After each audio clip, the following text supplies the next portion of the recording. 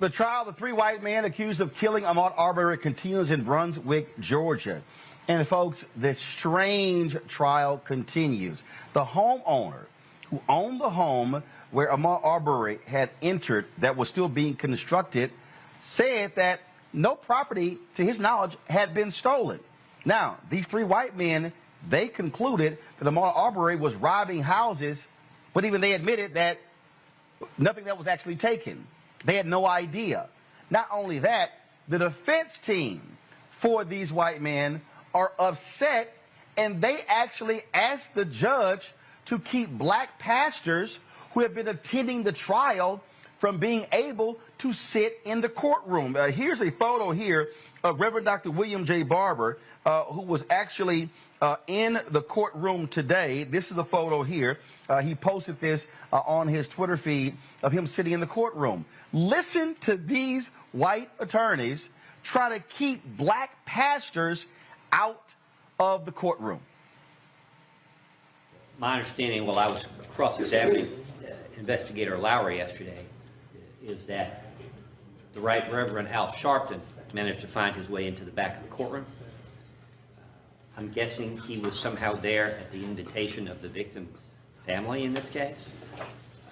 And I have nothing personally against Mr. Sharpton. My concern is that it's one thing for the family to be present. It's another thing to ask for the lawyers to be present. But if we're going to start a precedent starting yesterday, we're going to bring high-profile members of the African-American community into the courtroom to sit with the family during the trial in the presence of the jury. I believe that's intimidating, and it's an attempt to pressure, could be consciously or unconsciously, an attempt to pressure or influence the jury. To my knowledge, Reverend Al Sharpton has no church in Glenn County, never has. Hasn't been here since Elaine Brown ran for mayor, to my knowledge. But we have all kinds of people. We have school board members. We have county commissioners. We have all kinds of pastors in this town, over 100. And the idea that we're going to be serially bringing these people in to sit with the victim's family one after another, obviously there's only so many pastors they can have. And if their pastor's Al Sharpton right now, that's fine, but then that's it. We don't want any more black pastors coming in here, or other Jesse Jackson, whoever was in here earlier this week, sitting with the victim's family, trying to influence a jury in this case. And I'm not saying the state is even aware that Mr. Sharpton was in the courtroom. I certainly wasn't aware of it till last night. But I think the court can understand my concern about bringing people in who really don't have any ties to this case other than political interests. And we want to keep politics out of this case. So I'm asking the court to take appropriate steps to make sure that the gallery, which is already limited in this case, isn't being utilized for a purpose that could be viewed as improper. From the state? It's a public courtroom, and I have no idea how the Reverend Al Sharpton appeared to be here. So the state had no part in that whatsoever, so the state is unaware of how that occurred or how he came to be seated with the family. If a bunch of folks came in here dressed like Colonel Sanders with white masks sitting in the back, I mean, that would be Okay, wrong. I don't know. So let me tell you what I had heard at lunchtime today was, what I had heard yesterday before lunch is that there was going to be, that the Reverend Al Sharpton was going to be appearing on the courthouse and appearing with the family. I was asked at lunch whether the court had any objection to Reverend Al Sharpton coming into the courtroom, and I said, as a member of the public, there are certain limitations on what we can do here, what is going on. And what I was told was, instead of having someone from the family sitting in the courtroom, that he was going to be sitting there instead of somebody else from the family. And my comment to that was simply, as long as things are not disruptive and it's not a distraction to the jury or anything else going on in the courtroom, so be it. Well, I will tell you that I noticed him once and that was it. And the fact that nobody else even noticed that he was in here means that everybody complied with this court's rulings on sitting in this courtroom and listening to the evidence. I don't hear a motion, and I will tell you this, I'm not going to blanketly exclude members of the public from this courtroom. If individuals, based on the limitations that we have in the courtroom, end up sitting in the courtroom, and they can do so respectful of the court's process and in compliance with this court's orders with regard to the conduct of the trial, and they're not a distraction, then I'm not going to do anything about it. And I did not hear from anyone that there was any distraction whatsoever. Mr. Chairman, do we see some of the same, or do we see some of the same items in this house or in this construction site in the daytime as the nighttime, as the nighttime? Yes. Okay. And from your knowledge, at this point, has anything ever been taken or disturbed? No, never been taken.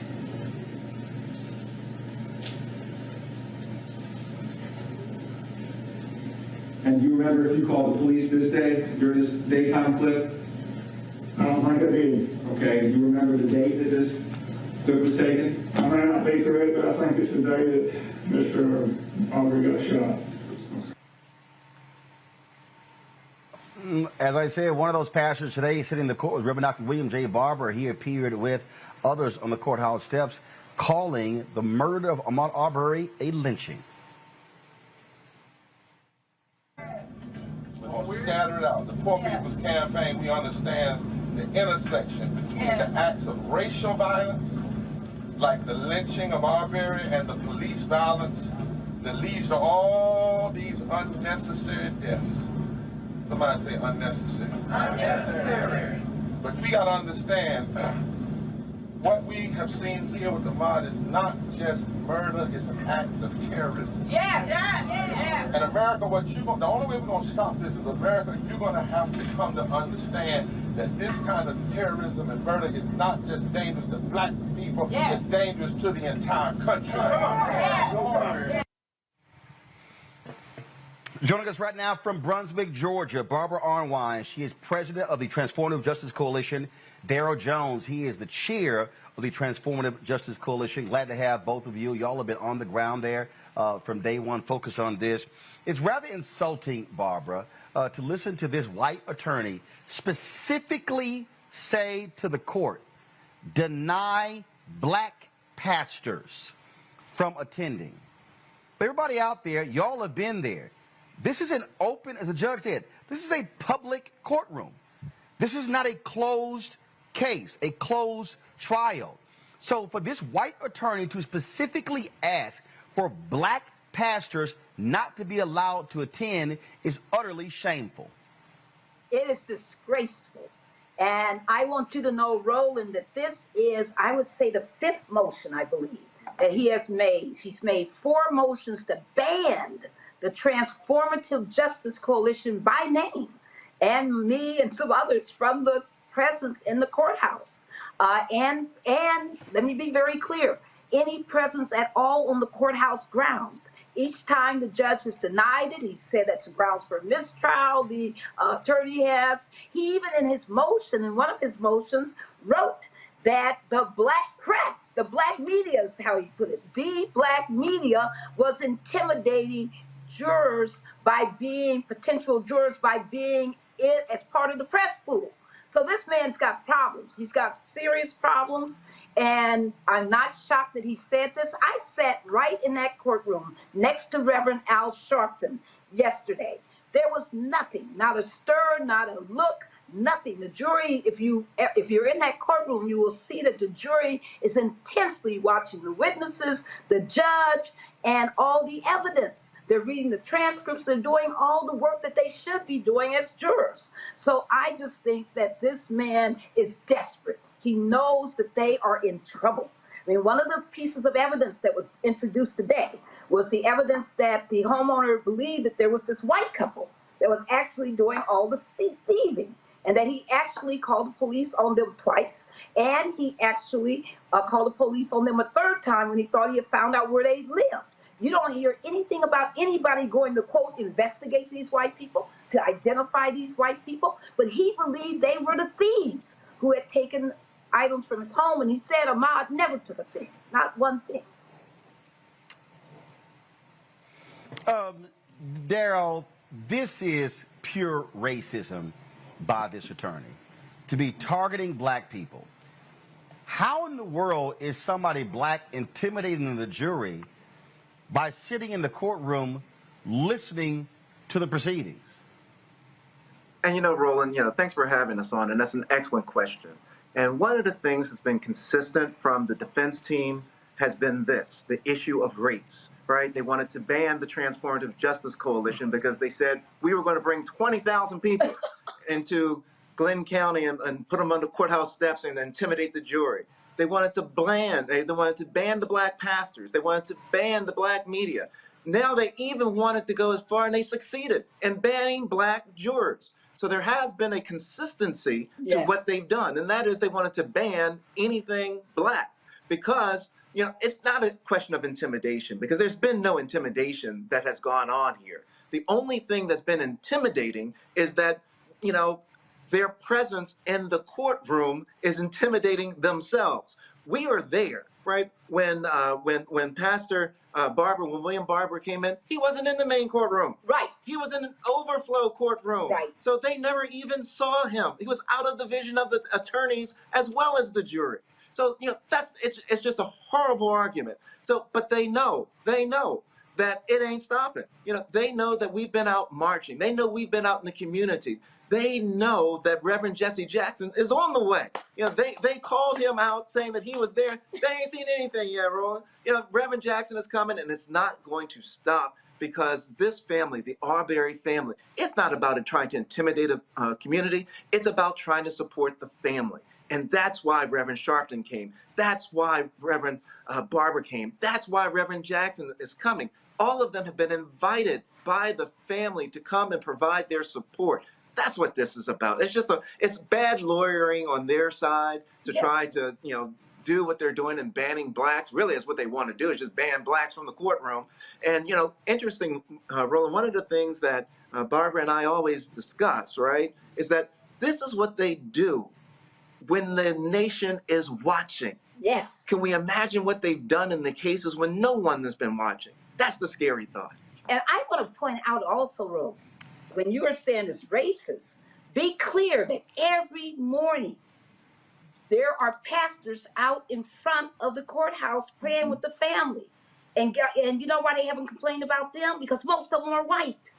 And they, so this is very racist and very racially targeted. They're only focusing on the black pastors, when indeed there have been rabbis out there, there have been Methodists, there have been Unitarians, there have been, you name every Christian and non-Christian denomination, and they've been out there praying with the family. So this is really racial targeting, but they might as well just sit themselves down, because we aren't going anywhere, and we're bringing in more, as Daryl said so brilliantly, we're bringing in more black pastors. We're bringing in more pastors from throughout the Glenn County area, because ultimately the lesson here is that this racist, vicious, vigilante killing has to be addressed. They have to be held accountable, but there needs to be a new Glenn County. Because the fact that you got this kind of racial segregation, this kind of inopportunity that exists in Glenn County, that has to be addressed. And there's no racial justice until you address it, and they're scared because they see a new order coming. There's a new political order. He's correct. It is political in the sense that the white people in the county are thinking very differently about their politics, and that's scaring them. They see a change happening in Glenn County. And, Roland, if I may, Well, adding that's what I find to be most laughable. The fact that he specifically said black pastors. He didn't say pastors. Yes. He specifically said black pastors. Darryl, go ahead. Yep. No, and Roland, one of the interesting things that Barbara was laying out is that Glenn County is changing. And it's changing because, one of the things that we noted in this trial during the beginning stages of questioning were the number of white jurors here in Glenn County that were saying that they thought that the actions of these defendants were despicable, right, and just against them, and that they formulated prejudiced opinions about them already. So in terms of the changing dynamics, it's there. You got to remember that Goff is the same one who made this motion about banning the black pastors, is the same one who made a motion that said that his client can't get a fair trial because there are not enough uneducated white males on the jury. No. He says there's not enough Bubbas and six packs on the jury. It is, look, I understand the whole point of being able to defend your client, but what we're seeing here is pure racism coming from these lawyers, and thankfully, this judge rejected their pleas. Y'all have been doing some great work there. We live streamed the rally that you had earlier, and we certainly thank for the hard work that y'all are doing there on the ground, standing with that family. Darryl Jones and Barbara Arnwine, we appreciate it. Thanks a lot. Thank you, brother. Thank you so much, Roland. All right, folks, back to our Roland Martin Unfiltered video in just one moment. Are the stars out tonight?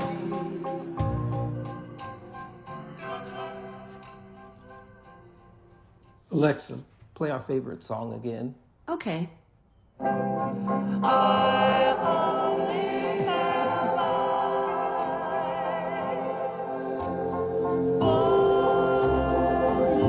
It's time to be smart. Roland Martin's doing this every day. Oh, no punching! Thank you, Roland Martin, for always giving voice to the issues. Look for Roland Martin in the whirlwind, to quote Marcus Garvey again. The video looks phenomenal, so I'm really excited to see it on my big screen. Support this man, Black Media. He makes sure that our stories are told. See, this difference between Black Star Network and Black-owned media and something like CNN. I got to defer to the brilliance of Dr. Carr and to the brilliance of the Black Star Network. I am rolling with Roland all the way. Honored to be on a show that you own. A black man owns the show. Folks, Black Star Network is here. I'm real revolutionary right now. Like, wow, Roland was amazing on there. Stay black. I love y'all. I can't commend you enough about this platform that you've created for us to be able to share who we are, what we're doing in the world, and the impact that we're having. Let's be smart. Bring your eyeballs home. You can't be black-owned media and be scared. You dig?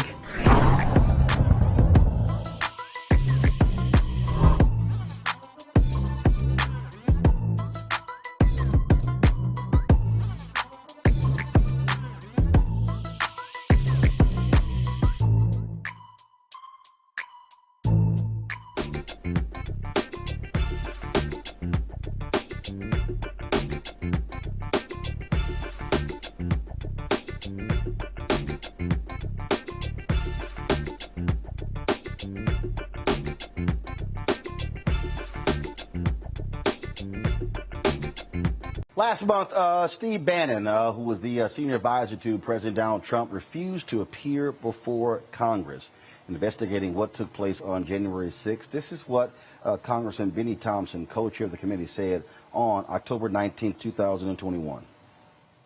Mr. Bannon stands alone in his complete defiance of our subpoena.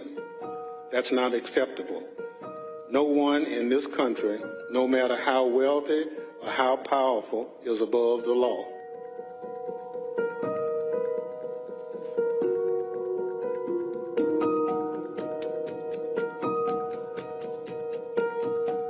Our goal is simple.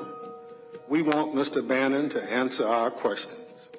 We want him to turn over whatever records he possesses that are relevant to the Select Committee's investigation.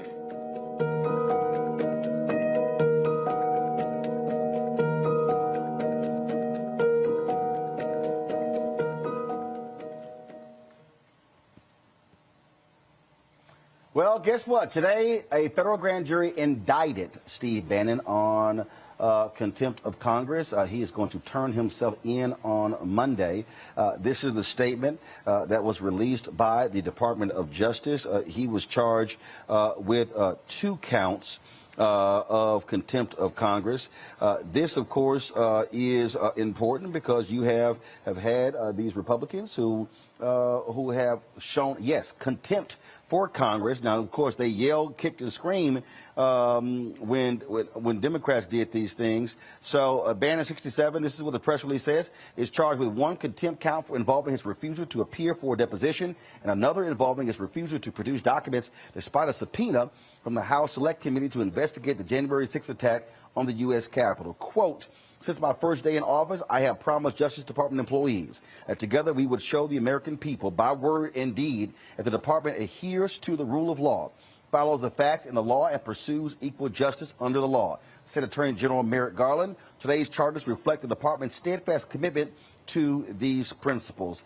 Here's the whole deal here, Kelly. Steve Bannon, of course, got a pardon from Donald Trump for being involved in that illegal fundraising scheme.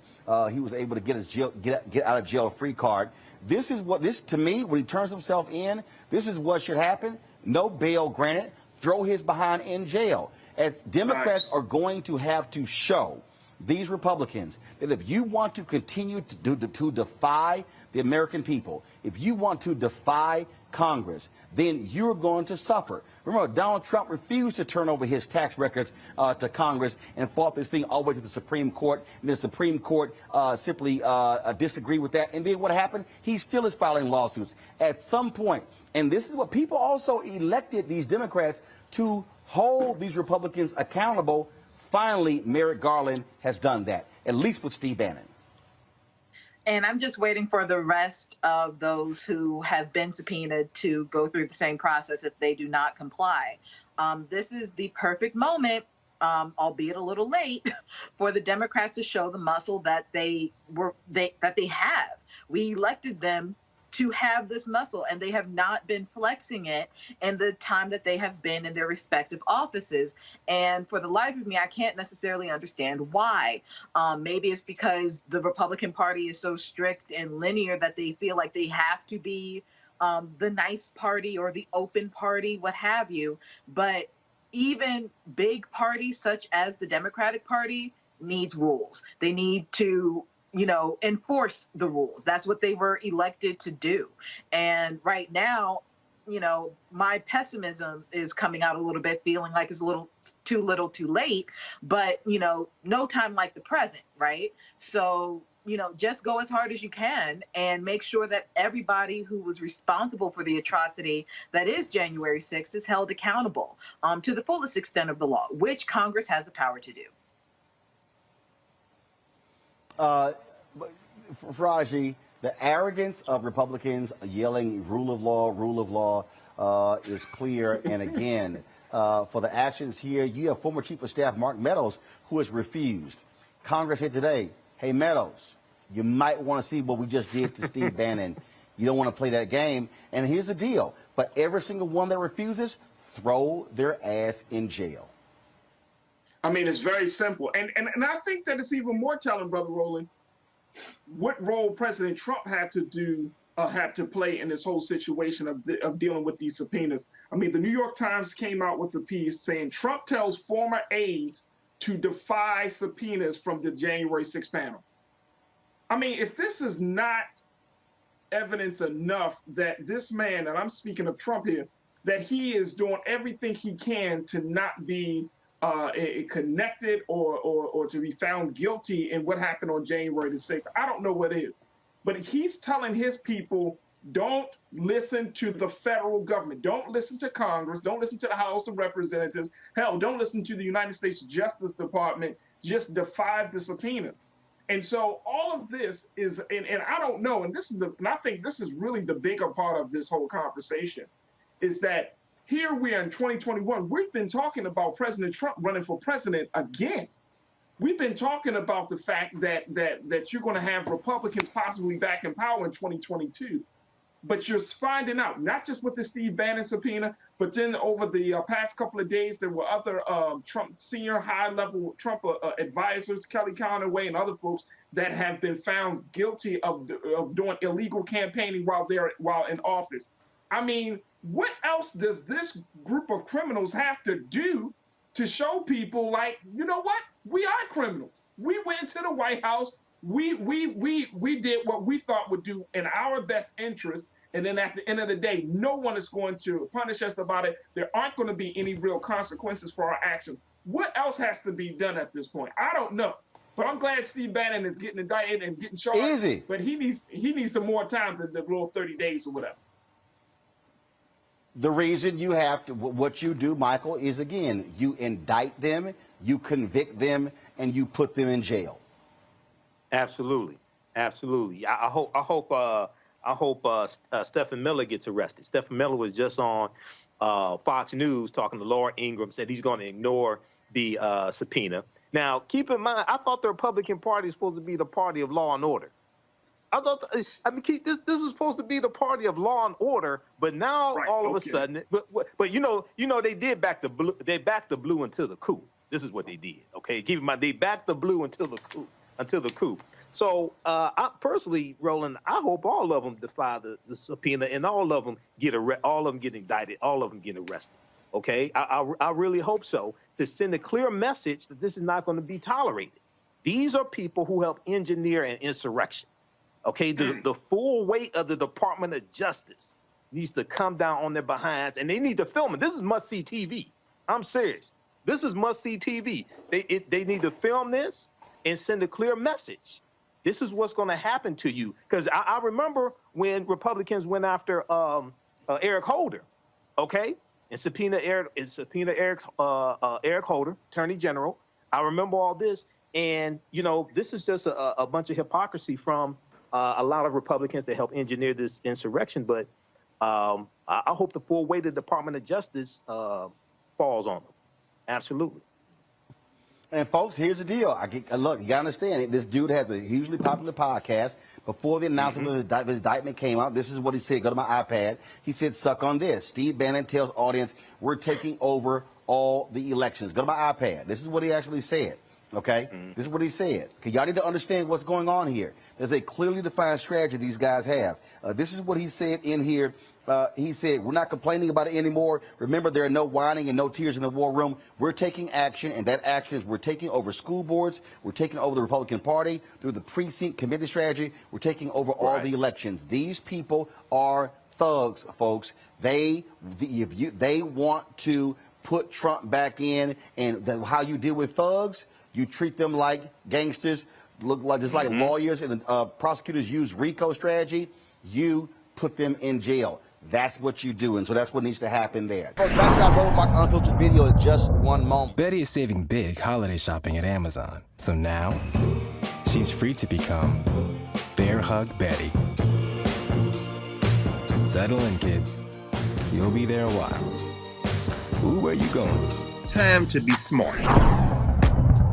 Roland Martin's doing this every day. Oh, no punches! Thank you, Roland Martin, for always giving voice to the issues. Look for Roland Martin in the whirlwind, to quote Marcus Garvey again. The video looks phenomenal, so I'm really excited to see it on my big screen. Support this man, Black Media. He makes sure that our stories are told. See, there's a difference between Black Star Network and Black-owned media and something like CNN. I got to defer to the brilliance of Dr. Carr and to the brilliance of the Black Star Network. I am Roland with Roland all the way. Honored to be on a show that you own. A black man owns the show. Folks, Black Star Network is here. I'm real revolutionary right now.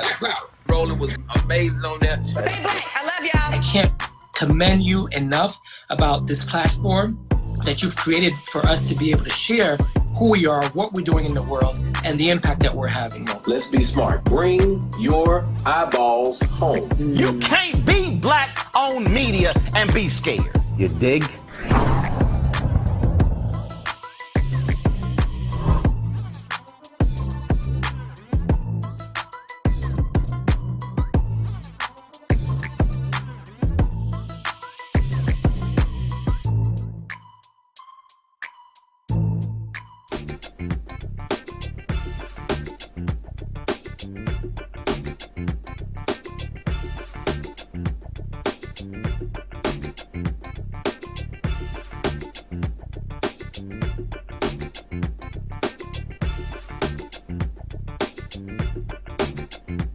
Daughter of a well-known Florida politician has pled guilty to stealing $300,000 in COVID relief money. Damara Holness, she's the daughter of Broward County Commissioner and Democratic congressional candidate Dale Holness.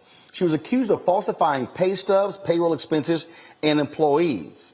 She initially said, I didn't do it, but she did. She pled guilty to one count of conspiring to commit wire fraud. She faces up to 20 years in prison. I don't understand these people. Okay, you're gonna get caught, and you're gonna risk that? You playing with federal money? Yeah, that's stupid. So, nice try. All that freedom. Now you about to go to prison. Back to our Roland Mark Unfiltered video in just one moment. Maureen is saving big holiday shopping at Amazon. So now she's free to become Maureen the Merrier. Food is her love language, and she really loves her grandson. Like, really loves. Time to be smart. Roland Martin's doing this every day. Oh, no punches! Thank you, Roland Martin, for always giving voice to the issues. Look for Roland Martin in the whirlwind, to quote Marcus Garvey again. The video looks phenomenal, so I'm really excited to see it on my big screen. Support this man, Black Media. He makes sure that our stories are told. See, this difference between Black Star Network and Black-owned media and something like CNN. I got to defer to the brilliance of Dr. Carr and to the brilliance of the Black Star Network. I am rolling with Roland all the way. Honored to be on a show that you own. A black man owns the show. Folks, Black Star Network is here. I'm real revolutionary right now.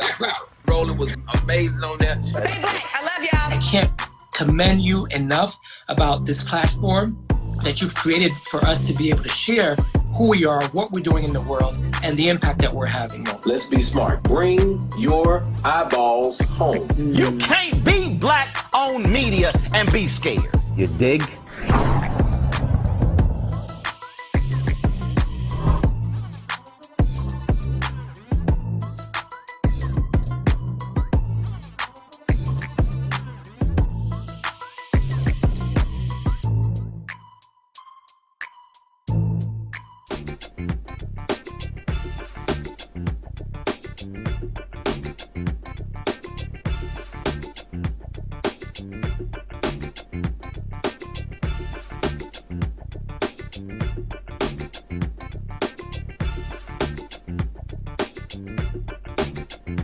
If y'all are so motherfucking intimidated by the presence of black people, why don't y'all leave us the fuck alone? We wouldn't even be in a trial for these motherfuckers if they had just left Ahmaud Arbery alone. He was minding his black ass business, jogging, committing no crimes, when these white men happened upon him and decided to be slave patrol vigilantes and lynch him. So there's this whole notion of intimidation is bullshit. Look at Trayvon Martin, walking home, minding his business. And somebody decides to be intimidated by him, George Zimmerman, and murders him. You had Botham Jean, who was in his apartment, his own apartment, who gets murdered because the woman is scared. You in his apartment. Breonna Taylor, she's in her bed. She's in her apartment. And this is just the common theme of people claiming to be so damn intimidated by black people while seeking us out for violence. And they're the ones that are intimidating. So I'm sick of hearing about intimidation. It's about the fact that these people believe that black people moving freely is an affront to their white supremacist need to oversee our every move. Back to our Roland Mark Unfiltered video in just one moment. Betty is saving big holiday shopping at Amazon. So now she's free to become Bear Hug Betty. Settle in, kids. You'll be there a while. Ooh, where you going? Time to be smart. Roland Martin's doing this every day. Oh, no punches! Thank you, Roland Martin, for always giving voice to the issues. Look for Roland Martin in the whirlwind, to quote Marcus Garvey again. The video looks phenomenal, so I'm really excited to see it on my big screen. Support this man, Black Media. He makes sure that our stories are told. See, this difference between Black Star Network and Black-owned media and something like CNN. I got to defer to the brilliance of Dr. Carr and to the brilliance of the Black Star Network. I am rolling with Roland all the way. Honored to be on a show that you own. A black man owns the show. Folks, Black Star Network is here. I'm real revolutionary right now. Like, wow, Roland was amazing on that. Stay black. I love y'all. I can't commend you enough about this platform that you've created for us to be able to share who we are, what we're doing in the world, and the impact that we're having. Let's be smart. Bring your eyeballs home. You can't be black-owned media and be scared. You dig?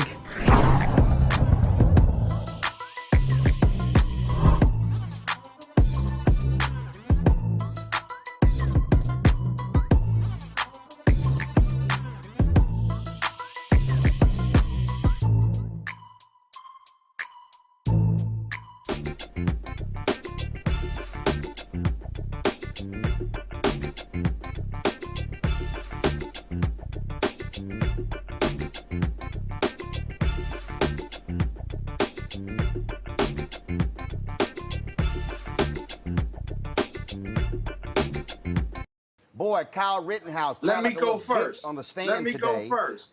He was just sitting here. Scott, I'm still talking. Damn it, wait. I ain't even done an intro yet to the story. That's and why your I wanted ass to ready get to in talk. early with you. So, I man, miss he you, was bro, sitting bro. here crying. I'm Stop ready talking, now. Scott. Y'all, mute his mic till I get done. Kyle Rittenhouse go on the stand today, y'all. He's sitting here whining and crying. You got the judge. He's sitting here admonishing the prosecutors. He's acting more like a defense attorney than an impartial judge. And so here's a video, again, of Kyle Rittenhouse on the stand. He is the young white man who killed two folks in Kenosha, Wisconsin, AR-15. Of course, he traveled to a neighboring state to so-called secure the city. Watch this. To go in a northerly direction? I wasn't. Describe what happens. Once I take that step back, I look over my shoulder and Mr. Rosenbaum was now running from my right side. And I was cornered from in front of me with Mr. Zeminski. And there were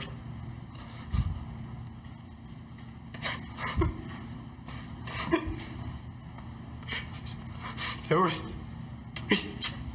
people right there. Take a deep breath, Kyle.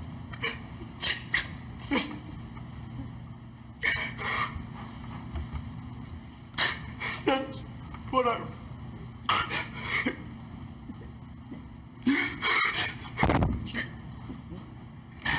That's what I run.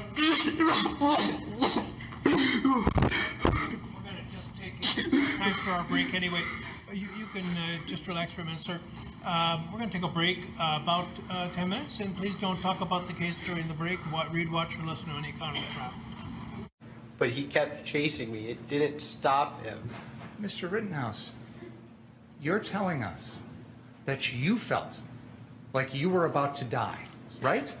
Yes. But when you point the gun at someone else, that's going to make them feel like they're about to die, right? That's what you wanted him to feel. No.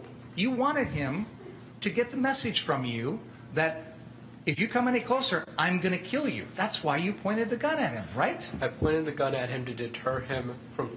I pointed the gun at him so he would stop chasing me. That's why I pointed the gun at him. Because if you point the gun at him, you were hoping he would stop chasing you because he would get the message from you that if he keeps coming, you're going to kill him.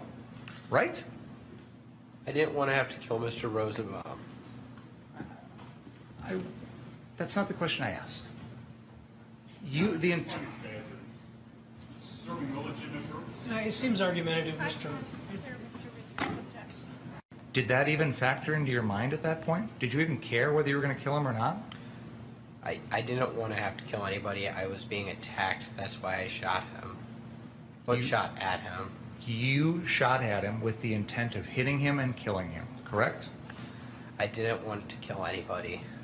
Then why are you shooting at someone with an AR-15 at close range if you don't want to kill him? Because he's attacking me. All right, folks, and so now, if y'all want to see somebody who really, really rehearsed his tears, watch this.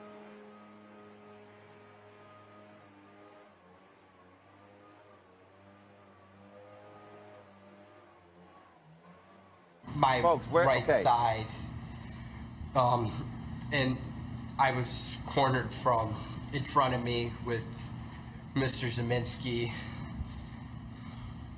and there were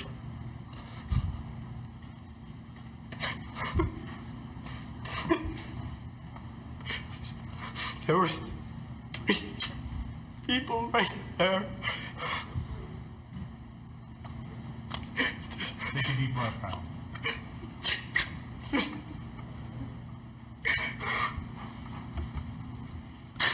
That's what I.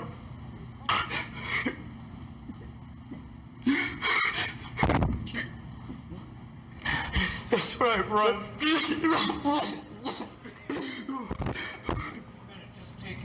Time for our break anyway. You can just relax for a minute, sir. We're going to take a break about 10 minutes, and please don't talk about the case during the break. Read, watch, or listen to any account of the trial. But he kept chasing me. It didn't stop him. Mr. Rittenhouse, you're telling us that you felt. It was just, oh, I'm just being hurt. Now, the judge in this case, he just went after the prosecutors. Watch this.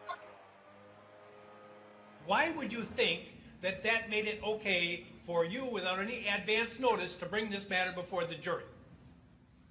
You are already, I was astonished when you began your examination by commenting on the defendant's post-arrest silence. That's basic law. It's been basic law in this country for 40 years, 50 years.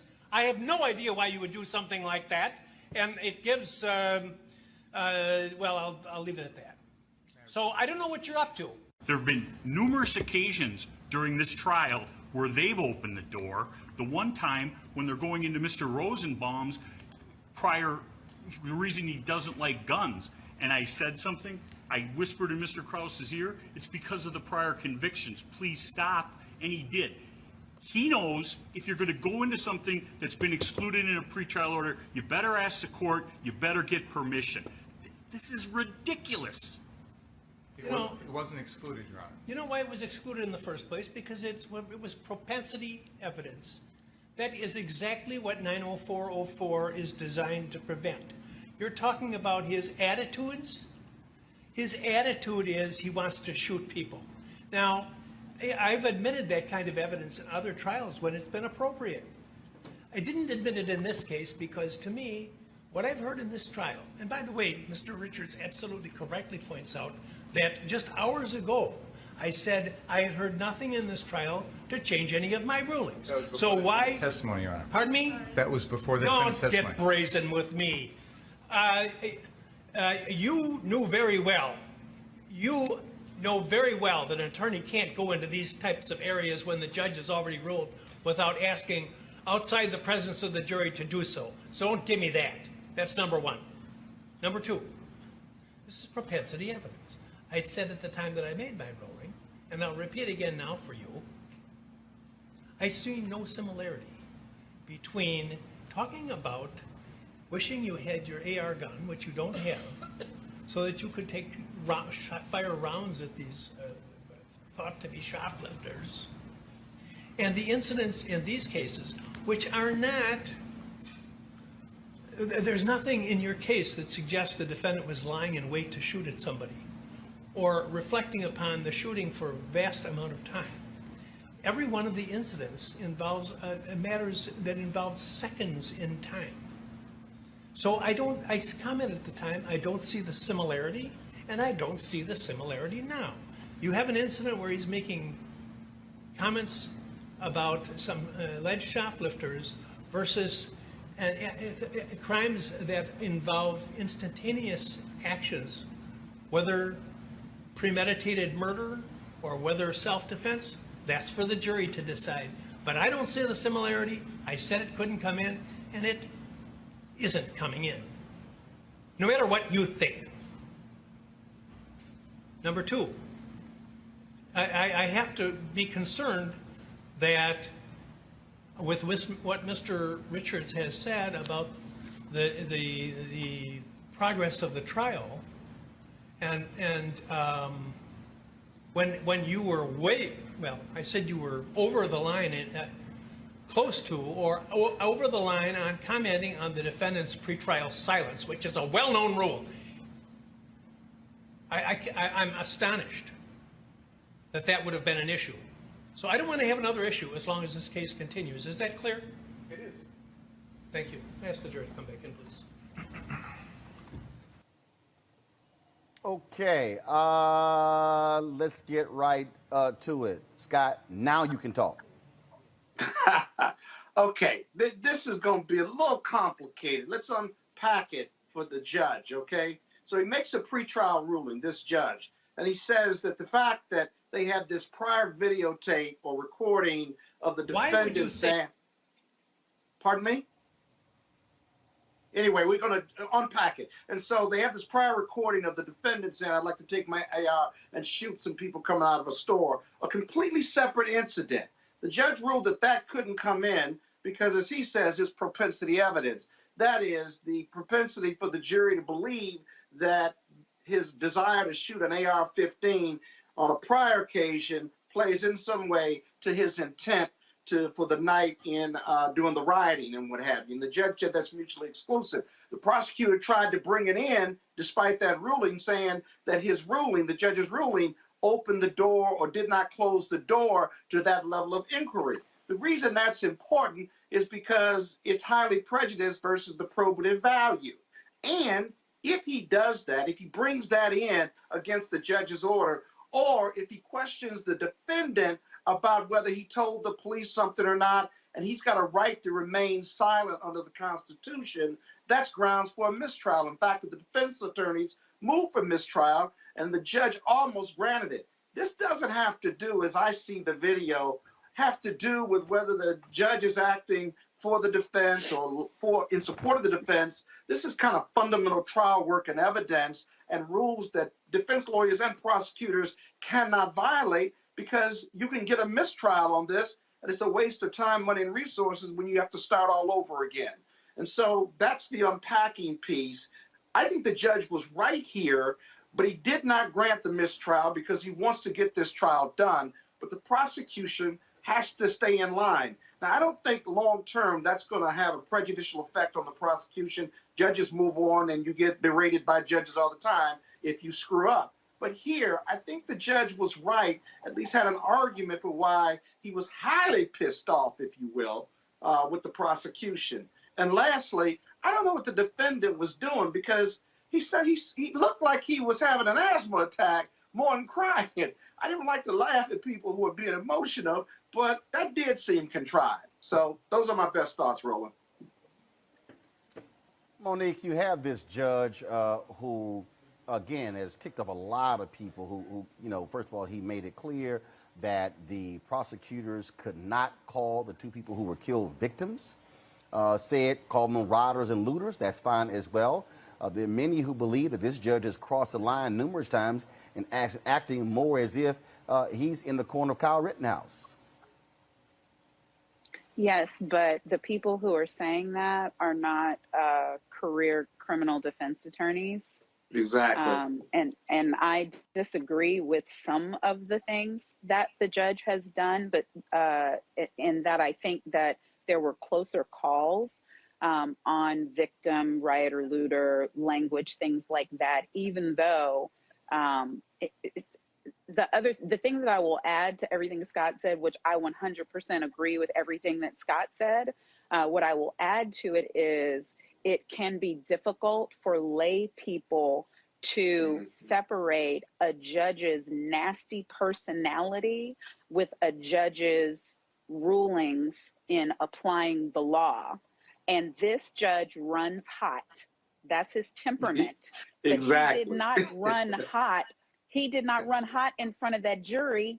He got his jury the heck out of there, and then he read for filth the prosecutor for doing something that the prosecutor should have never tried to do, was stupid to do, wouldn't have gotten away with. And in DC, it wouldn't, I don't know if the mistrial would be granted or not, but the likes of Tanya Chutkan, who just did the ruling saying that the Trump files are not going to be secret, she would have stepped a lawyer back over some bullshiggity like that. She'd like, think this over in one of my jail cells. The bailiff will show you what happens when you screw with my jury.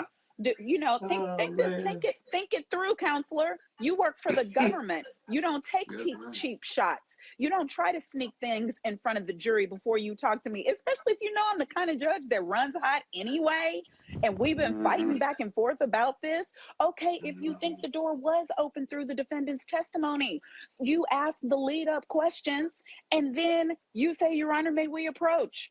And then you approach and you say, Your Honor, I believe based on the answers that I've just received from the defendant and based on the prior testimony on direct examination, this now should come into evidence and I would like to be heard. And then the judge is going to say yes, the judge is going to say no. You stick it in your folder for mistrial if you get denied. These prosecutors are getting out-lawyered. Hold this up against the trial that we saw against Chauvin, where you saw prosecutors do one of the best jobs of prosecuting a criminal case I have seen. And never in my life have I liked the job that a prosecutor does, in that I'm just, in my spirit, a defense attorney. But they did a good job and they got a conviction. These dudes right here are screwing up. And yes, the defendant had his contrived breakdown, and I don't know how long they had to practice for Rittenhouse to do that contrived breakdown. Obviously, they still couldn't get him to shed one single tear, but they worked him hard. And when you have a whole bunch of white folks on a jury, seeing who they're going to think is a boy, who they're calling Kyle, and he's doing that, hyperventilating, scrunching his face up, looking at the judge saying, help me, please. Yeah, it might work. So no, I don't like the way this case is going. I texted everybody and said I believed it would be a SH_T show from start to finish, and I stand by my estimation. Robert Patillo, is this judge doing a proper job? Is he coming across as being more sympathetic to the defense? Should he recuse himself?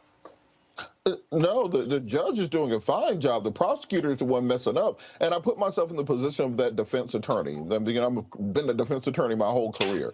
If we have a pretrial motion and the judge rules on what can and can't come in, and now you just try to sneak something in against the pretrial order that we issued, I'm flipping the table over. I'm literally flipping the table. The one time I got put in handcuffs in court was when a prosecutor tried to do something similar to that. And I blacked the F out in the middle of the Fulton County courtroom. They had to put handcuffs on me to stop me from literally going up on the bench.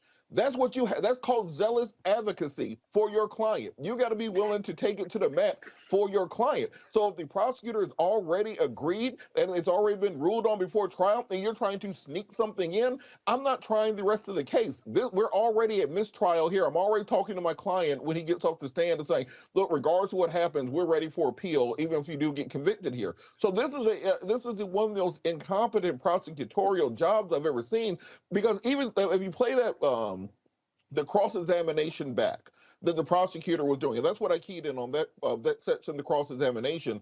The defendant does not get to talk during that cross-examination except yes or no. So I am testifying for you. I'm basically reading through the facts that happened and shaping them to the way that I want them read out. And you're saying, did you cross state lines? Yes. Did you bring a loaded firearm with you? Yes. Did you have any legal responsibility to be there? No. Did you walk around brandishing an AR-15 in a crowded protest? Yes. Are you a law enforcement officer? No. Do you have any training which allows you to do crowd control or to patrol businesses? No. Did you aim your firearm at an individual? Yes. Did you shoot that individual? Yes. Did that individual die? Yes. Done with my questions. You don't have all this back and forth. Well, yes. You sit down. You don't do all this back and forth. Yes. You keep it tight and you get on out. I agree, except for Monique, go ahead.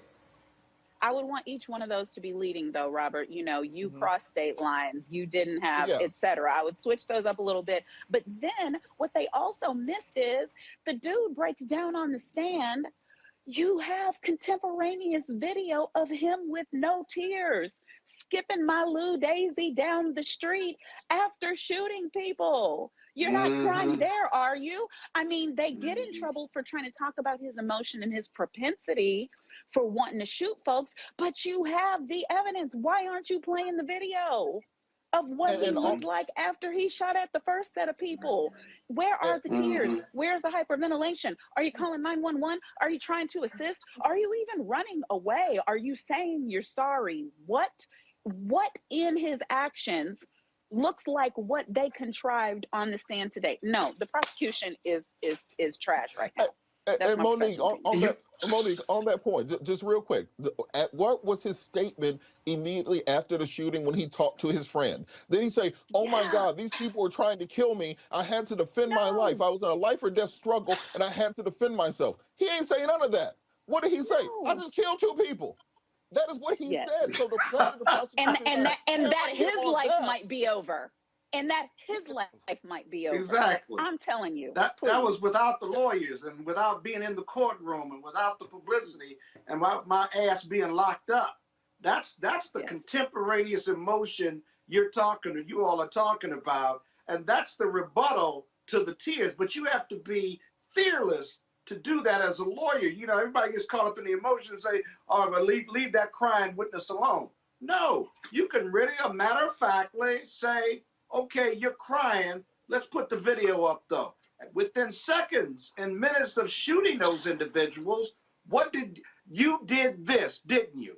Point to the video. You told them you killed 2 people, right? You didn't say you were sorry or anything else. Water. I will pour the water for you. I will pour the water for you because you need a drink. I will give you your Kleenex. We will wait for however long it takes. I will give you a hug.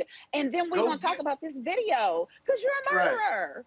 Right. And you don't run from that crying witness. You run to that crying witness, right? Yes, you show the jury that I'm good with his tears, but I got something else for you. This is when he wasn't crying. This is when he wasn't crying. You see? Yeah. Last point for me.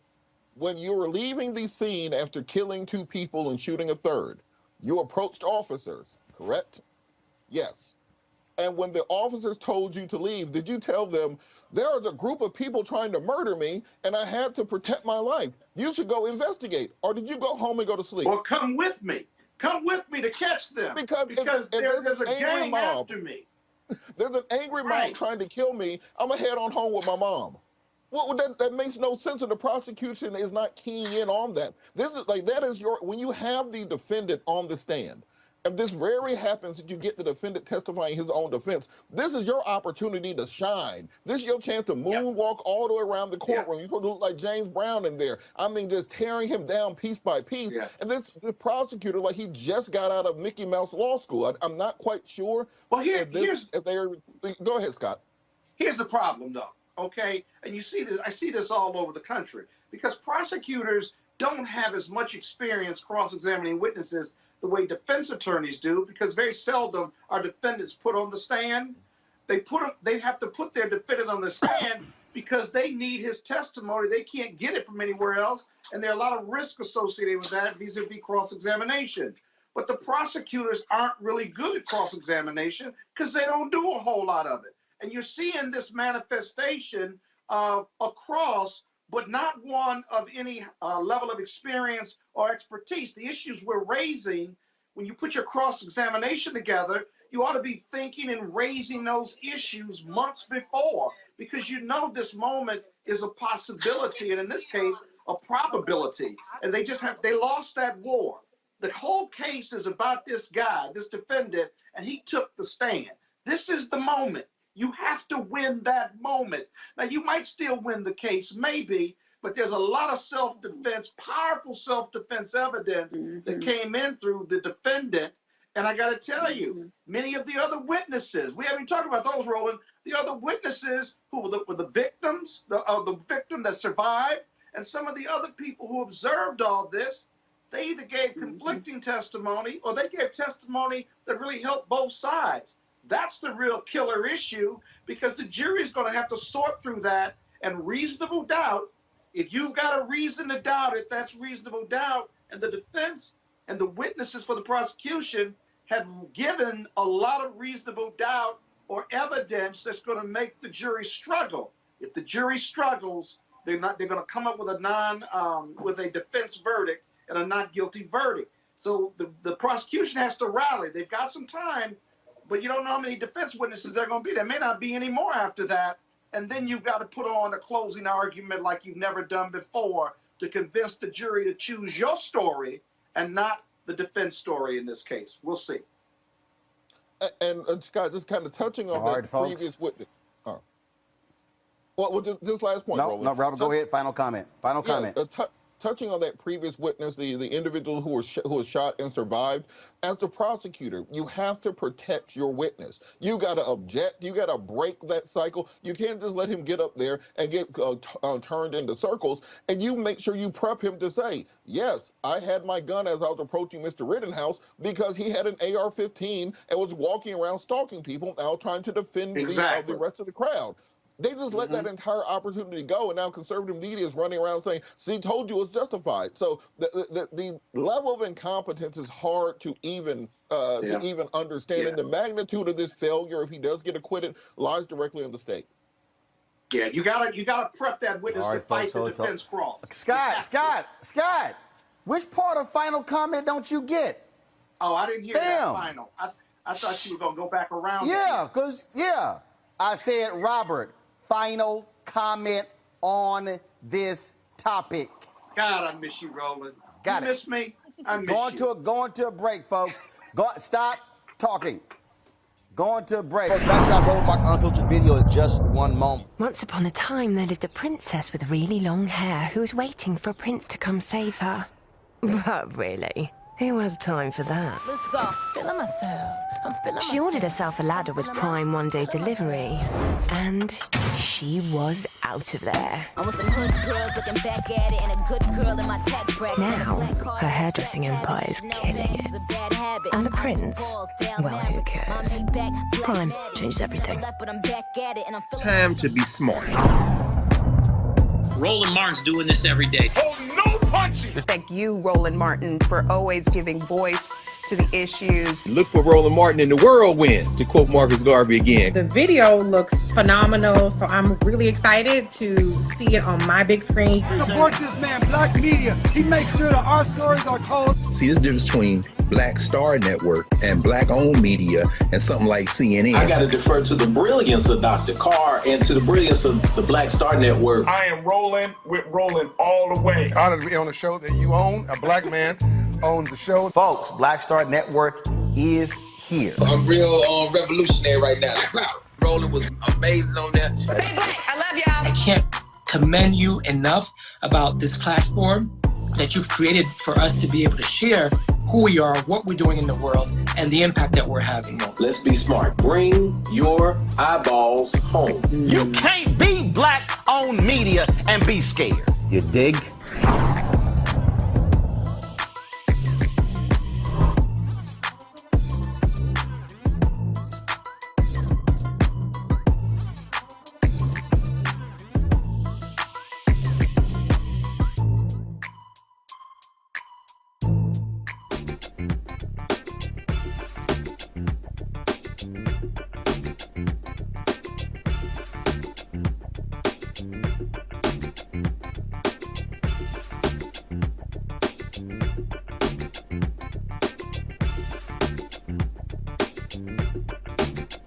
Voting rights is always a fundamental issue for African Americans. Democracy is at stake. Freedom is at stake. And Joe Madison, longtime radio talk show host in the Broadcasting Radio Hall of Fame, he has launched a hunger strike.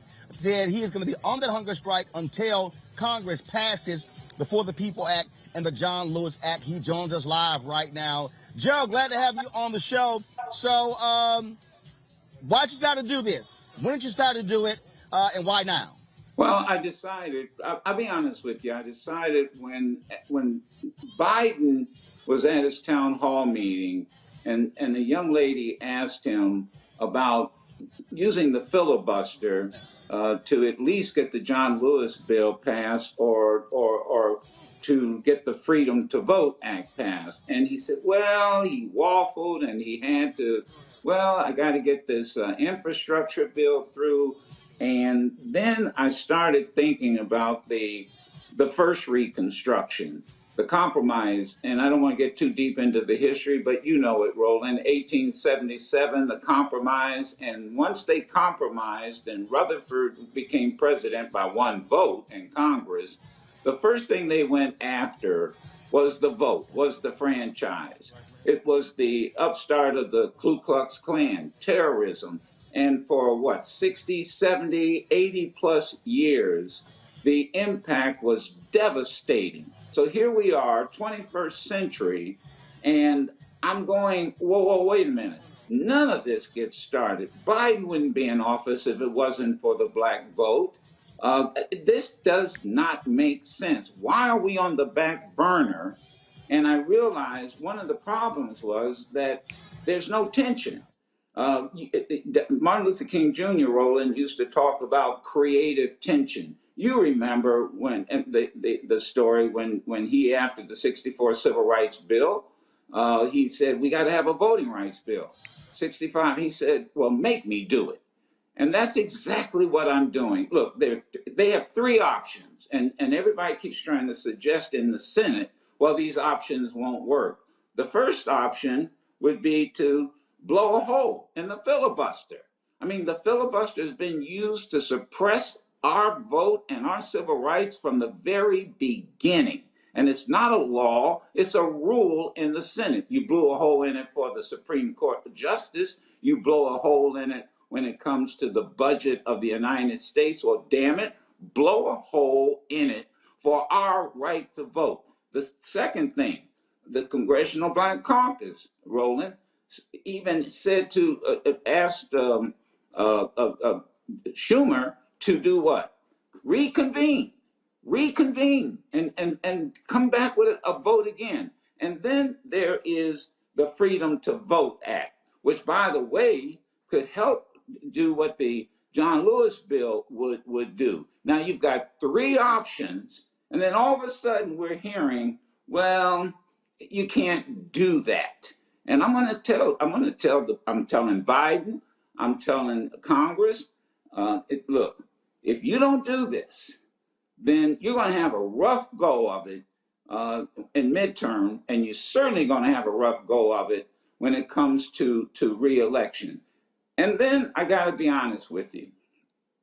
You know, Dick Gregory and I were very close. And I kept, I started channeling Dick. And I said, what would Dick Gregory do? And, I talked to his son, Christian Gregory, and he said, you know what he would do, Joe. And he would go on a hunger strike, and he would draw attention. And that's exactly what it is. I would just say to you, Roland, 50 years from now, I don't want my grandchildren and great-grandchildren to have to deal with voter suppression. There are, 400 pending bills in 49 states to suppress our vote. 400 bills waiting right now in 49 states. So what we would end up with, it would be what we would call the end of the second Reconstruction. And so, people say, well, what's going to happen to you, your health? It's not about what's going to happen to me. It's what's going to happen to our grandchildren and great-grandchildren. And then I'm going to tell you, man, the one person, I don't even know how he can sleep at night and look himself in the mirror, is the congressman from South Carolina. How that brother, and I say that loosely, how that brother, you mean Senator Tim Scott, the senator? The senator. Yes, Senator Tim Scott. Man, South Carolina had almost more blacks in the state legislature than any other state, and had sent members to Congress. His forefathers must be rolling over in their grave. So, a hunger strike is a protest. The women used it in the suffrage movement in the United Kingdom. They used it here in the United States. And to me, it's not only a political protest, but it's moral. And that's why those are all the reasons that I decided to do this. And you know me for many years, Roland. I'm very serious about this, and I think we all better be serious because this is not business as usual. You know, Joe, you're absolutely right. And here's the deal. All the White House kept telling us is, look, the infrastructure bill is important. Guess what? It's now passed. They're dealing with reconciliation. But the reality is this here. They better realize Terry McAuliffe lost by 72,000 votes in Virginia. We know what they're already doing in Texas, in Georgia, in Florida, and those places along those lines. If they don't move on this, they can guarantee they're not going to win the House. They're not going to win the Senate. And then you're talking about folks who are representing a minority of Americans who are the ones who are totally in control. And let me make this very clear to them. And I always say this is constructive criticism. I go back to the days of Lyndon Johnson after the Civil Rights Bill was passed in 1964. Martin King Jr. showed up and said, we need a 65 Voting Rights Act because millions of black folk, particularly in the South, can't vote. And what did LBJ say to him? Make me do it.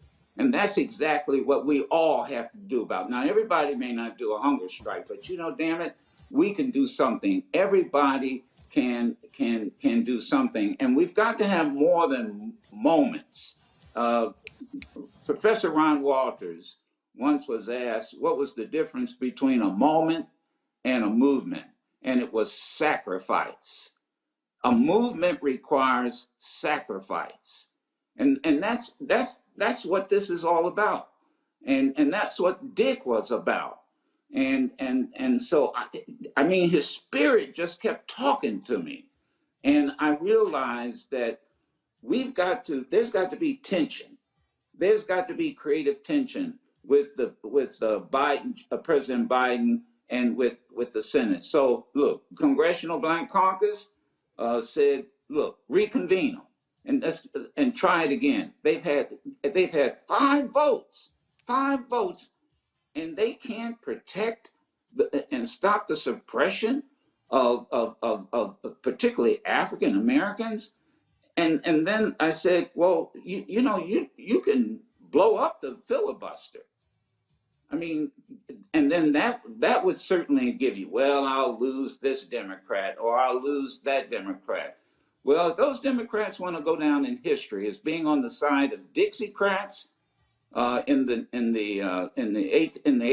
late 1800s, then that's how history is going to look at them. But I'm not going to sit back here and have my children, grandchildren, and great-grandchildren, look at me and say, well, what did you do about it? I'm worried, I'm concerned, but I tell you, and I'm going to say this to the Democrats, that they better understand, they can't win a national office without us. They can't win without us. That is a fact. They cannot win without us. So you damn well better do what John Lewis said. And I was thinking about the last words of John Lewis. He said, I urge all of you to answer the highest callings of your heart and stand up for what you truly believe. And that's what I'm doing. Joe Madison, Sirius XM radio host, Morning Drive. Man, I certainly appreciate it. Thank you so very much. And good luck with the hunger strike. And we're going to keep the pressure going on our end as well. I know you will, Roland. And I just love you and appreciate your support all these years. And, man, thank you for doing. And, they ought to show up on your show and talk and explain themselves. They need to show up on all our shows. I mean, really, show up on all our shows. And you can show up on CNN. That's right. and all these other. Show up on our shows and explain yourself. That's what has to be done. Yep, so I love you, Roland. It's been more than a year. I've been trying to get Speaker Nancy Pelosi on, absolutely. And so we're going to hit the White House every single day, getting them to understand they got to answer to this, and we're not going to be silent until they do. You know, get rid of that filibuster. All right, sir. Go Thanks ahead a and lot. take the vote. Take the vote. Yes, sir. Call it a day. Thank you, man. Yes, sir. All right. Love you, Joe. Take care. Tell the wife I said hello. All right, folks. Back to that Roland Martin Unfiltered video in just one moment.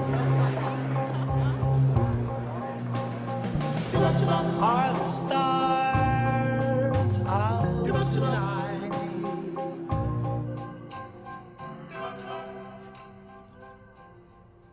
Alexa, play our favorite song again. Okay.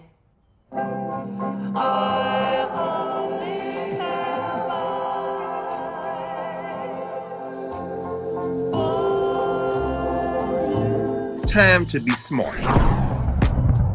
Roland Martin's doing this every day. Oh, no punches! Thank you, Roland Martin, for always giving voice to the issues. Look for Roland Martin in the whirlwind, to quote Marcus Garvey again. The video looks phenomenal, so I'm really excited to see it on my big screen. Support this man, Black Media. He makes sure that our stories are told. See, there's a difference between Black Star Network and Black-owned media and something like CNN. I got to defer to the brilliance of Dr. Carr and to the brilliance of the Black Star Network. I am rolling with Roland all the way. Honored to be on a show that you own. A black man owns the show. Folks, Black Star Network is here. I'm real revolutionary right now. Roland was amazing on there. Stay black. I love y'all. I can't commend you enough about this platform that you've created for us to be able to share who we are, what we're doing in the world, and the impact that we're having. Let's be smart. Bring your eyeballs home. You can't be Black-owned media and be scared. You dig?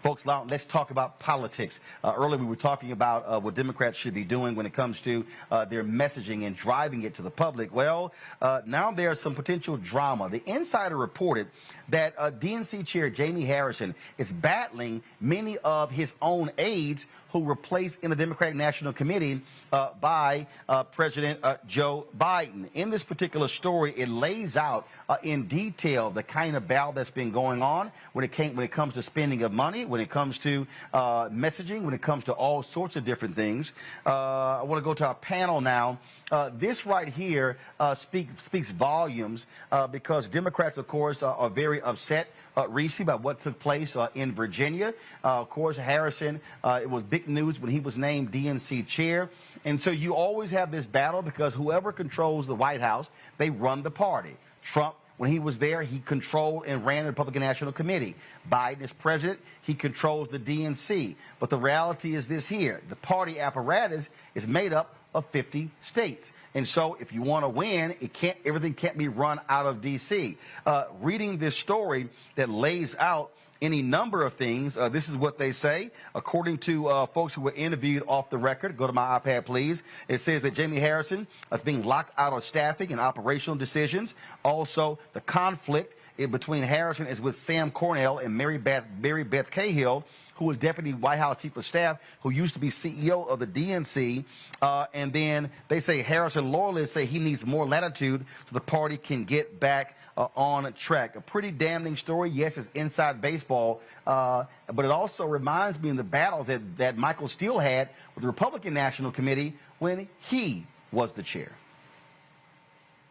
Yeah, I mean, did they put Jamie Harrison in place so that he can win, or did they put him in place so that he can dunk on people on Twitter with these very, clever tweets that he does and dragging people like, hey, I do that, but I'm not going to be the DNC chair. So, it's interesting how they put Black people in these places and they don't really set them up to succeed. We know that the Democratic Party, I say this all the time, still has a white is right problem. And that's why you have the people who are actually making staffing and financial decisions are the white folks still running the ship. Mary Beth Cahill was John Kerry's campaign manager for his presidential campaign. He lost. So why the hell you have her running shit? I don't understand the concept of having losers running stuff, even though Jamie Harrison lost his race. So, you can say the same thing about him. But that was in South Carolina. John Kerry should have won that race against a deeply unpopular president.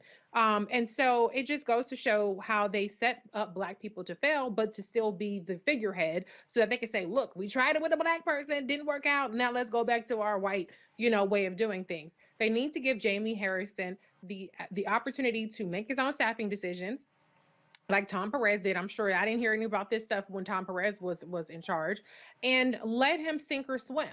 And if you do, then you might actually get somewhere. I think that Jamie Harrison ran a pretty campaign aside from losing.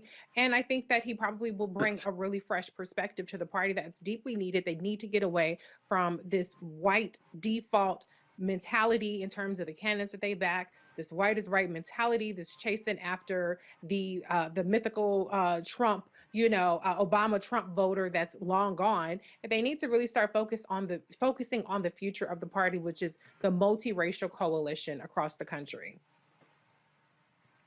DeMario, this is what this story says. Go to my iPad. They've taken this African-American candidate and tokenized him.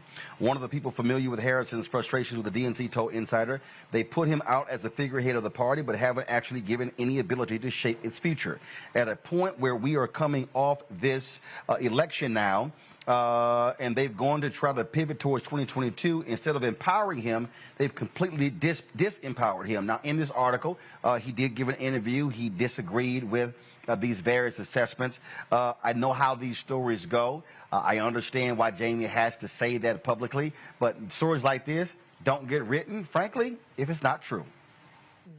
Roland, this really, I've seen this so many times. It really reminds me of a lesson I learned when I was playing football at the University of Oklahoma. My head coach, John Blake, rest in peace, was the first African-American head coach at the University of Oklahoma. A young assistant coming from the Dallas Cowboys, coming off 2 Super Bowl wins. OU alumni. When they brought him in, and I'm his in-law, he's an in-law of mine, so I know the backstory. When they brought him in, they said, we're going to hire you to be the head coach and let you be the face of this, but we're going to reserve the right to hire your offensive, defensive coordinator. And anybody know anything about football or sports in general, the offense, you need to bring in your own people, because you need to have people that's on your team that feel the same way you do, believe in your philosophy, what defense, offense you want to run.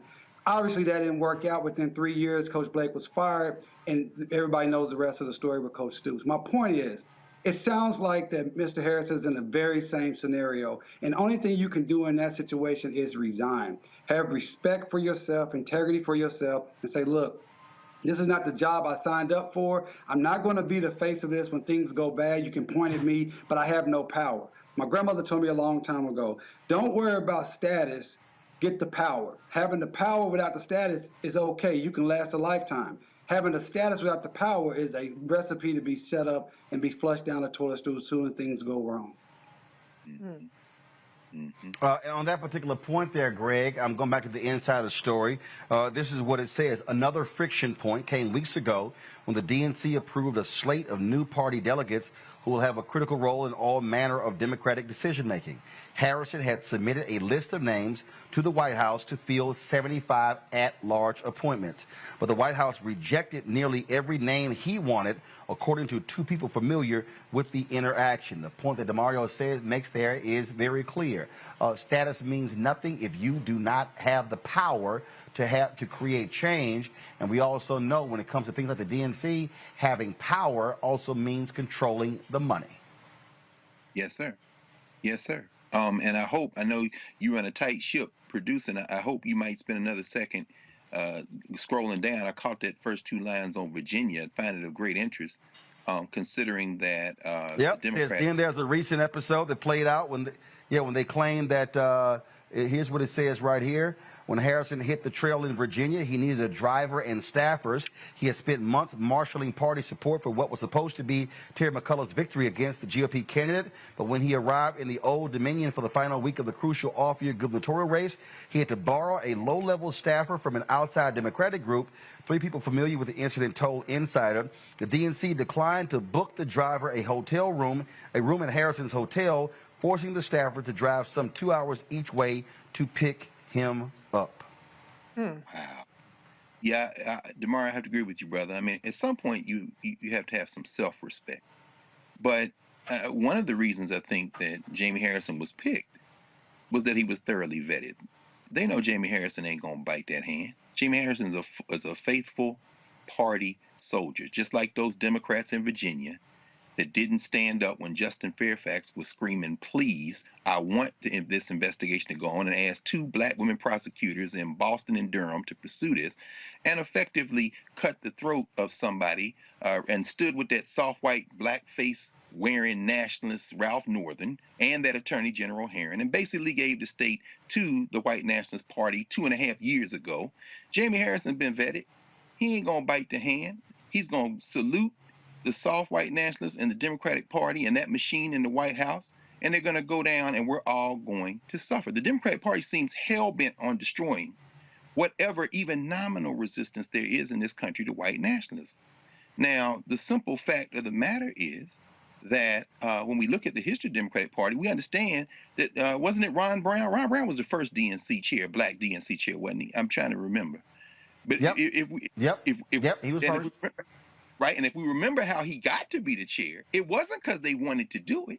Jesse Jackson in 84 and 88 had basically blown up the party, and they were going to have a brokered convention in 88 in Atlanta. I remember because we were in law school. We was going to go down there. We was like, we're just going to tear this motherfucker up. Let's go. And in the week before the convention, when they nominated that stooge Dukakis, Jesse released his delegates to support Dukakis in exchange for getting all those seats. Joe Lewis's son got one, his son got one, but Ron Brown was made the chair of the party, and that was the person who basically was the architect of the victory of Bill Clinton in the next election cycle, even though he only won with a plurality of votes. Why am I bringing it up? That was probably the last successful DNC chair. No shade on Donna Brazile running Al Gore's campaign, who basically lowered the flag and conceded in Florida when they decided not to fight like they should fight.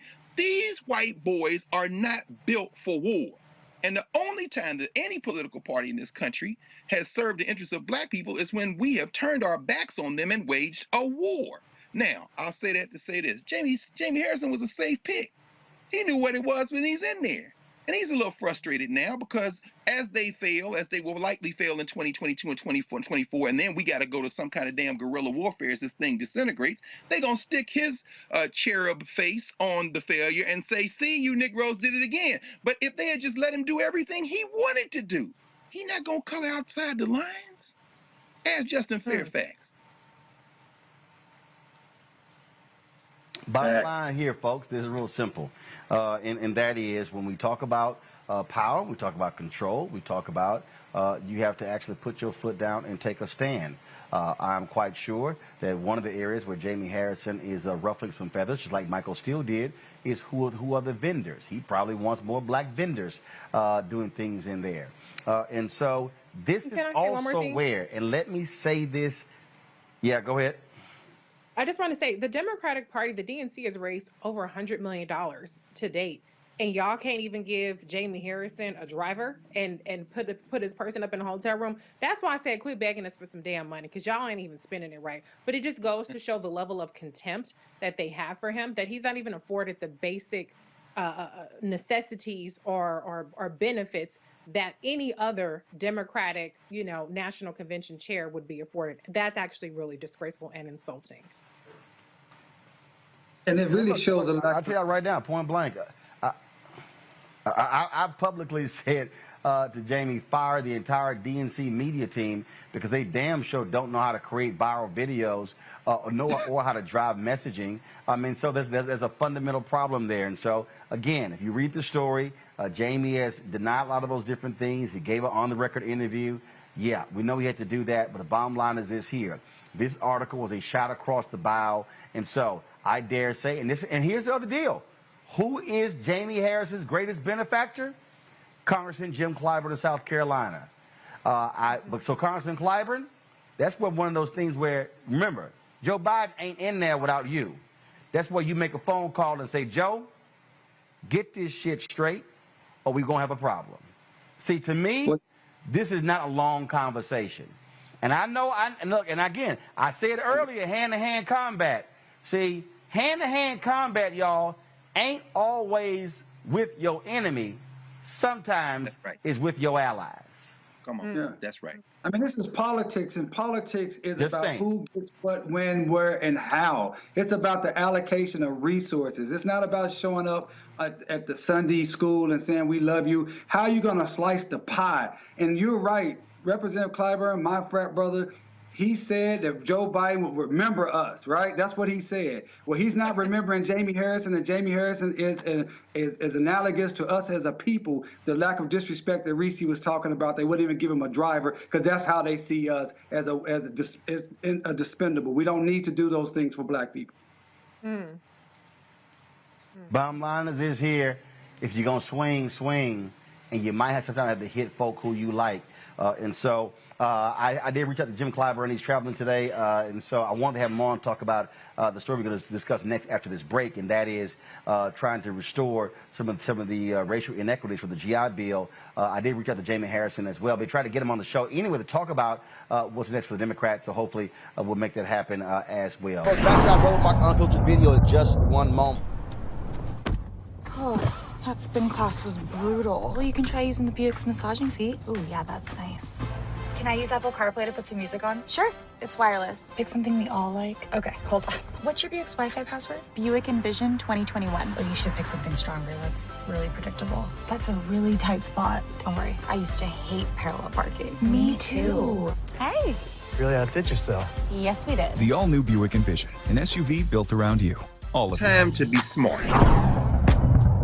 Roland Martin's doing this every day. Oh, no punches! Thank you, Roland Martin, for always giving voice to the issues. Look for Roland Martin in the whirlwind, to quote Marcus Garvey again. The video looks phenomenal, so I'm really excited to see it on my big screen. Support this man, Black media. He makes sure that our stories are told. See, this difference between Black Star Network and Black-owned media and something like CNN. I got to defer to the brilliance of Dr. Carr and to the brilliance of the Black Star Network. I am rolling with Roland all the way. Honored to be on a show that you own. A black man owns the show. Folks, Black Star Network is here. I'm real revolutionary right now. Like, wow, Roland was amazing on that. Stay black. I love y'all. I can't commend you enough about this platform that you've created for us to be able to share who we are, what we're doing in the world, and the impact that we're having. Let's be smart. Bring your eyeballs home. You can't be black-owned media and be scared.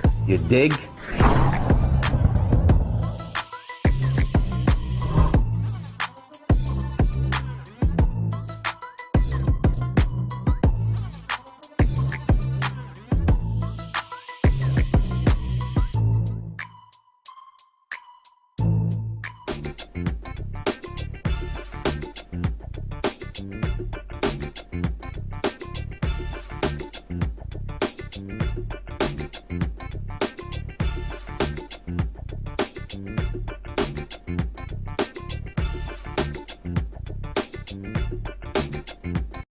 Interesting story that we were sent dealing with Alex Villanueva, who's the LA County Sheriff. Okay, he's accused of supporting deputies who use excessive force and violate the civil rights of residents. A federal lawsuit stemming from a December 2020 case alleges the sheriff has created an atmosphere within the Los Angeles County Sheriff's Department where civil rights violations are not only approved but also encouraged.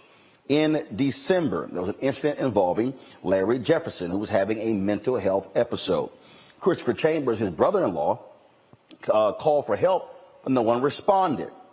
A couple of hours later is when everything unfolded. Now, before we show you this video, we got to warn you, it is extremely disturbing. So if you want to look away right now, we'll give you some time to do so. But it's important that we show you this so you understand the context of the conversation that we are about to have. Go ahead and play it.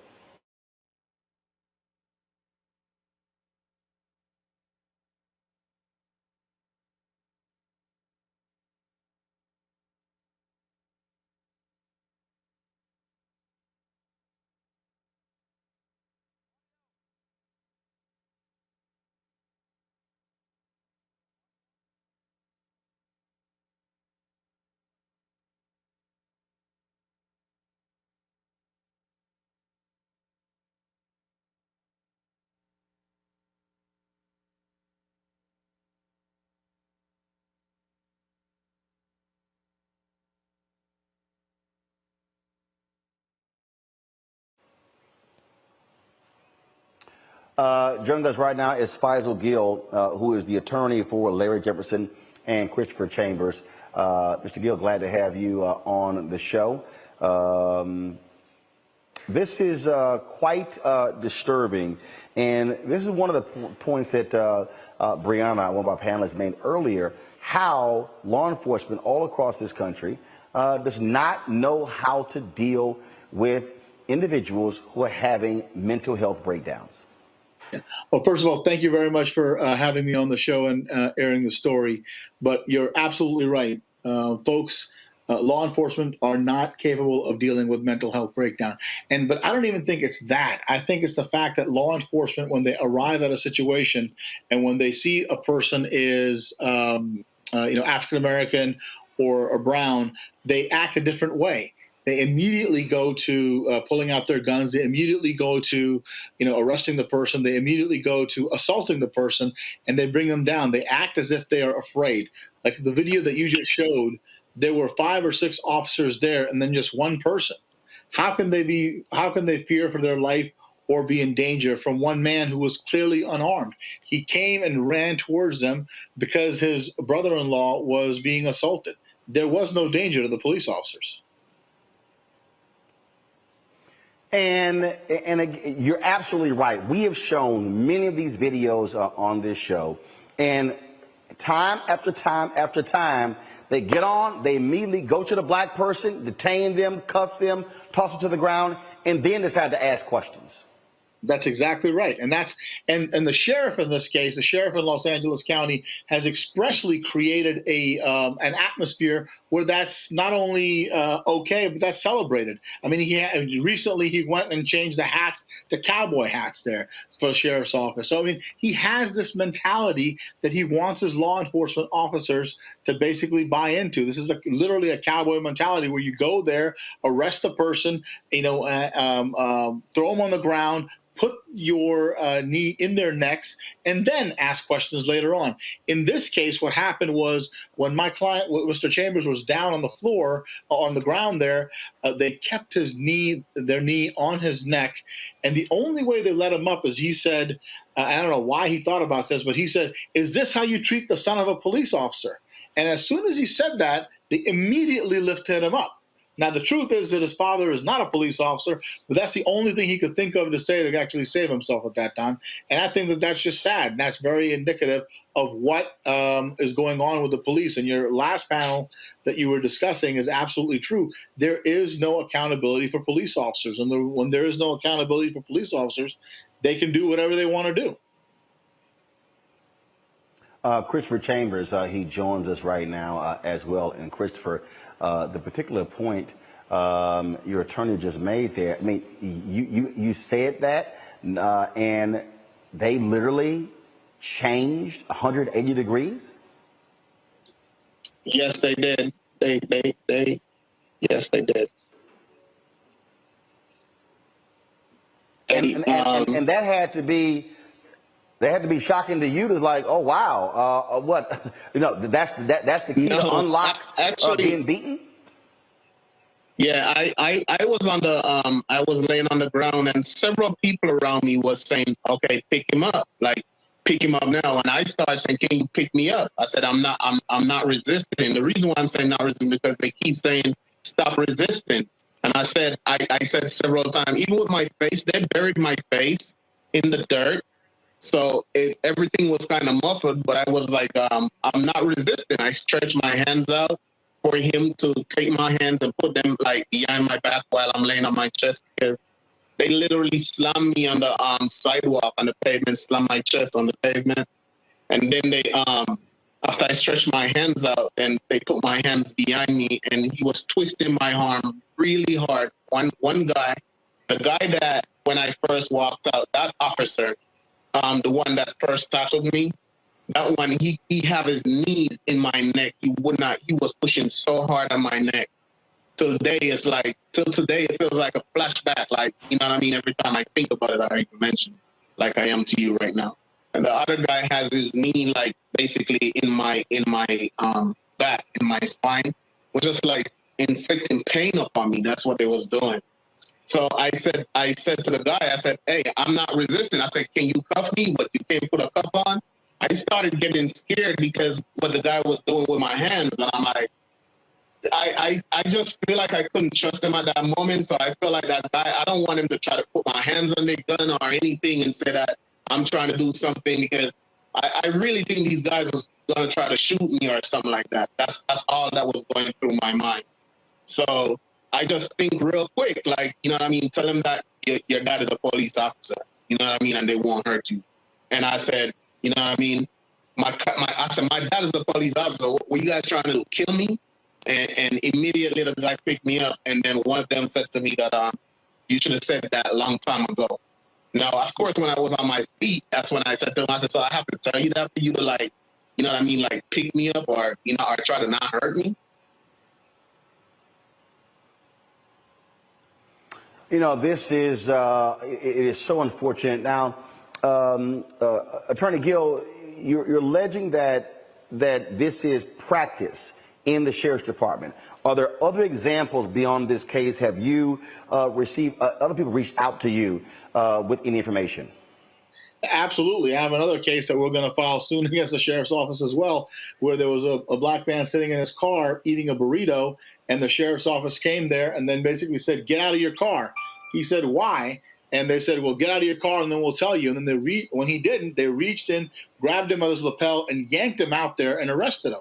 And for no reason. And he said, what was I doing? And they said, well, there's a suspect in the area who was robbing, who was committing a robbery.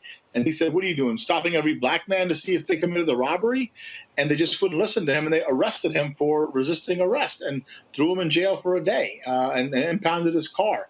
And this person is not even, if he's like 110 pounds, he's too much. Absolutely no threat to the police officers, but that's how they act. That is the sheriff's attitude when they come across minorities. They don't care. They'll just arrest you. And if you don't do what they say, when they say it, you are going to get arrested and you're going to get hurt. It is, again, we keep seeing these things all across the country. And to be perfectly honest, without these lawsuits, without the light being shown upon the police departments, we're not going to see the type of changes. And so, Attorney Gill, Mr. Chambers, we appreciate both of you being on the show to share this with us. Thank you very much for shedding a light on this very important topic. I really appreciate that. Thank you, sir. I do appreciate it. Thanks a bunch. First, back to that Roland Mark Unfiltered video in just one moment.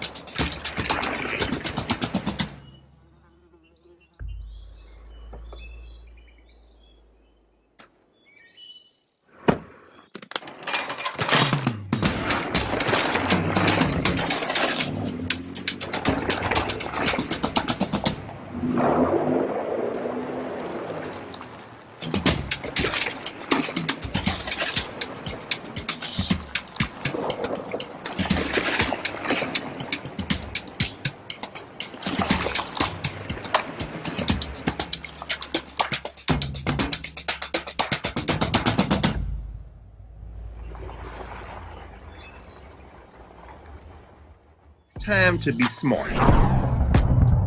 Roland Martin's doing this every day. Oh, no punches! Thank you, Roland Martin, for always giving voice to the issues. Look for Roland Martin in the whirlwind, to quote Marcus Garvey again. The video looks phenomenal, so I'm really excited to see it on my big screen. Support this man, Black Media. He makes sure that our stories are told. See, this difference between Black Star Network and Black-owned media and something like CNN. I got to defer to the brilliance of Dr. Carr and to the brilliance of the Black Star Network. I am Roland with Roland all the way. Honored to be on a show that you own. A black man owns the show. Folks, Black Star Network is here. I'm real revolutionary right now.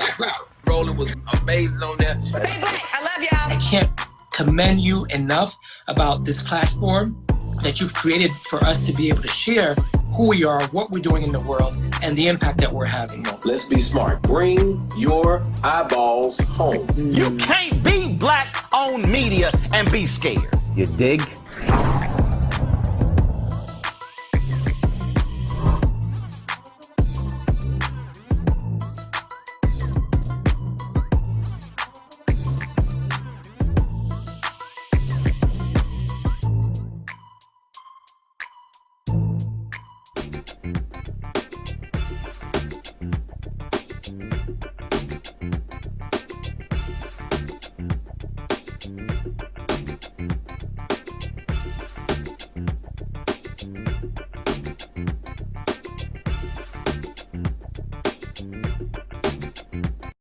Y'all want to hear some crazy?